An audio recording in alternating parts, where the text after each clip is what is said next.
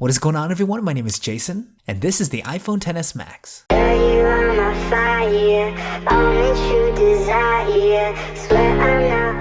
So it's been a month of using the iPhone XS Max as my daily driver. Now mind you, I'm coming from the iPhone X, so full transparency, I was pretty sure I was going to be underwhelmed with this upgrade, as the similarity between the two are kind of impossible to ignore. But after using it for a month, I gotta say, I've really enjoyed using the XS Max. It's definitely the best iPhone yet, which I say lightly because it's expected to be, but dare I say it, this may be my favorite iPhone I've ever used. Now that's saying a lot, and before I get a lot of flack and angry fanboy hate comments, give me a chance to explain why. Now before we get into the review, if you're into checking out the latest consumer tech products before you buy them, or if you're just a tech head like me, I make a video like this every single week, so make sure that you hit that subscribe button and turn on that bell icon so you can be the first to know when a new JSL review is out and you don't miss anything. That being said, let's get into the XS Max. Okay, first let's talk about physical design. There's no denying that the iPhone XS Max is a physically gorgeous phone. The build quality here, true to the iPhone name, is class leading to say the least. Now I totally get that it's virtually just a blown up version of the iPhone X,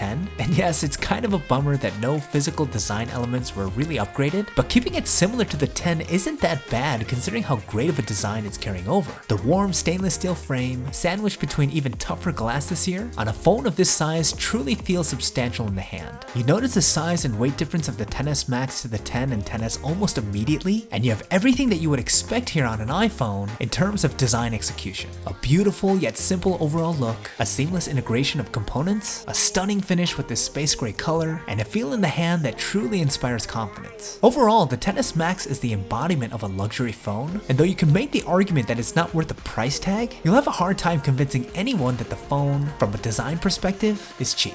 Okay, next let's get into the display on the iPhone XS Max. Adopting the original iPhone X design, the XS Max comes equipped with a whopping 6.5-inch OLED display, coming in at a resolution of 2688 by 1242, making for about 458 pixels per inch. Yes, again, I totally get that this is the same display that the X introduced, being their first OLED, just blown up to a larger size, but man, there's something about having more screen real estate with a display as good as this one that makes you appreciate it even more. To put it simply, the display in the XS Max, if you end up getting it, will likely be your favorite feature on the phone. Content consumption on this stunning screen is an absolute joy. Text is super sharp and clear. I love reading the news on the XS Max, it's probably the thing I do most. With the near bezel-less design, video consumption is ultra immersive, and the OLED display is no joke. The true blacks, the color vibrancy, and the fact that the display is curved at the end to allow for no chin whatsoever really makes this phone stand out. Now it does come at the cost of being pretty unusable as a one-handed device, so it's not for everyone, but if you've been in the plus camp for the iPhones in the past, you're gonna feel right at home with the Max. And no lie, after using this phone for a month, the X and the XS seem tiny, which is saying a lot. So continuing on with the hardware, though it shares almost no difference with the X externally, there are some upgrades inside that's worth noting. First off, the XS and XS Max are rocking Apple's newest A12 Bionic chip and 4GB of RAM, up from the A11 chip and the 3GB of RAM found in the iPhone X. Honestly, this doesn't really mean much in terms of day-to-day performance, as the A11 chip is such a beast in and of itself. Apps load super fast, everything is buttery smooth, and you'll almost never experience any hiccups in use, even when doing some spec-intensive activities. Now we're gonna circle back to the A12 chip and the Neural Engine on the XS Max in a little bit here, but let's get some of the other hardware out of the way. The XS Max has a 3174 mAh battery that supports both wireless and quick charging, and yes, for the 10 millionth time, Apple, those cheap bastards, do not include a fast charging brick or cable, and overall the battery is okay. It's enough to comfortably get through the day with moderate usage, but power users are likely going to be a bit disappointed, as the battery life in the XS Max is nothing extraordinary. One other incremental but more noticeable upgrade is in the speakers. They're louder and a bit more balanced than previous stereo speakers on older iPhones, and they're great for video and for playing games, and it's impressive that Apple was able to make this upgrade while also upgrading the phone's water resistance to IP68. This essentially allows the XS Max to comfortably stay safe under 2 meters of water. Now, water sealing a phone usually requires the speakers to become more quiet, so it's really nice to see that Apple was able to achieve both without compromising one or the other. Face ID, love it or hate it, makes a return here and is maintained as the primary security gate to unlocking your phone.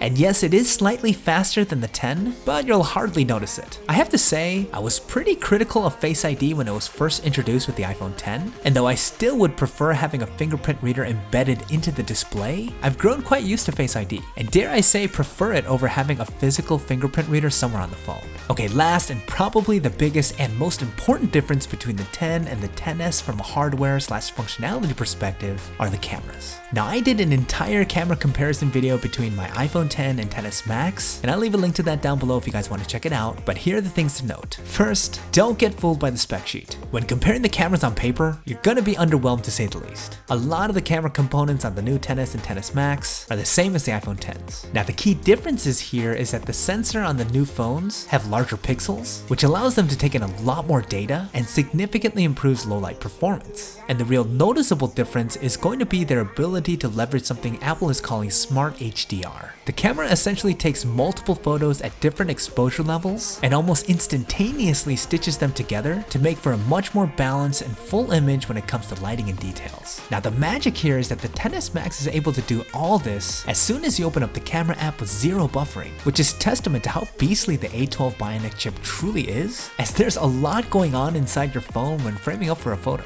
It may seem like it's just normal camera activity at work here, but I want to reiterate just how much complex processing is taking place, and the fact that it's so seamlessly implemented without any notice to the end user, to me really commands respect. Now, the Pixel 2 arguably had the best smartphone camera of 2018, and I contend that the Pixel 3 is likely going to maintain that crown going into 2019, but Apple has made some considerable gains with the XS and XS Max in closing the gap with Google, and is a very close second place in my opinion. Okay, we can't end the review without talking about the biggest elephant in the room, and that being the heavy price tag on the XS Max. Mind you, I got the quote-unquote cheapest model available with just 64 gigabytes of storage, and it cost me an insane $1,200 after tax. That is a considerable amount of coin, and it's something that can't and shouldn't be ignored by folks thinking about picking this up. Now, I can say with confidence that if you're in any way interested or wanting the XS Max, you will enjoy it once you get it. It is an iPhone glutton's dream come true, and you will smile in delight every time you use it. Now, the folks that will likely see the most value in terms of this expensive purchase will be those coming from anything lower than an iPhone 7 or 7 Plus. The significant gains you'll notice in build, performance, camera quality, display, etc., and the fact that you held off on other expensive iPhones that came after will make it easier for you to justify the price tag on the XS Max, and you'll likely very much enjoy the phone. But if you're coming up from the iPhone 8, 8 Plus, or the 10, it's gonna be difficult to rationalize. This is particularly true if you're coming from the iPhone 10. I mean, unless you are absolutely dying for a bigger display and a somewhat better camera, there's really no point in you upgrading to the XS Max. Now, with all that being said, even though that is my opinion, if you have an iPhone 10 and you got to test drive a XS Max for like a week, you'd be really tempted to just pick one up. The user experience on this phone is truly fantastic, and yes, it may not be worth the price tag in this particular scenario, but that's not to say that the phone isn't great. But before I get jumped by Apple haters, again, that's just my opinion, and I'm really curious to get your thoughts. Are you guys disappointed that the XS and XS Max are so similar with the iPhone 10? And for those that have the XS Max, how are you guys enjoying it? And what phone did you guys upgrade from? Let me know what you guys are thinking in the comments down below. And again, in case you guys want to see the full iPhone 10 XS Max camera comparison I posted last week, definitely check it out. I'll leave a link to it in the description, and I'll throw it on one of the end cards in case you guys are interested. That's about it for this review. Don't forget to leave me a thumbs up if you guys found it useful. It really helps me out. If you guys have any questions about the XS Max, drop them down below and I'll be sure to get to them. Thanks for watching, and I'll see you guys in the next one.